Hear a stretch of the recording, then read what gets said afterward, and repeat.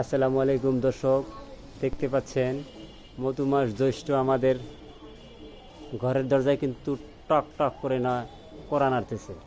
আর এরই ধারাবাহিকতায় এই দেখতেছেন গাছ থেকে আম পাড়ার দৃশ্য আপনারা দেখতে পাচ্ছেন। আম, আহ কি যে মজা! আপনারা সবাই করবেন কি দর্শক?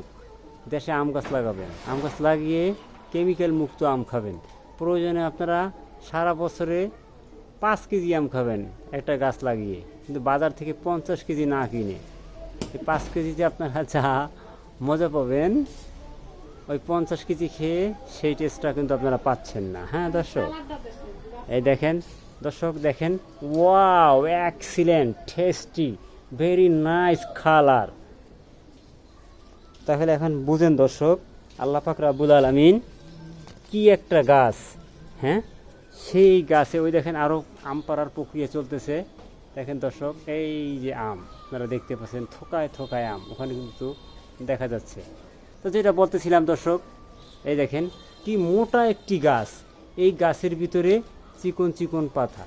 আচ্ছা, তারপরে ওই সেই শুকনো কাঠের ওখান থেকে কিভাবে আম বের করে সবুজ করলো, ছোট করলো, বড় করলো, আবার কালার হলুদ করতেছে।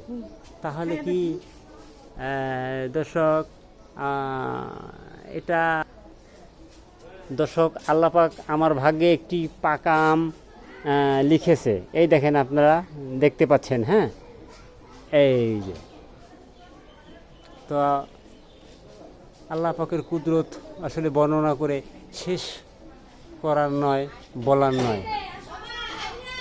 তাহলে তাহলে এ পর্যন্তই। Like, comment, share and subscribe my YouTube channel fish Shamim bird. আসসালামু আলাইকুম ওয়া রাহমাতুল্লাহি ওয়া বারাকাতুহু।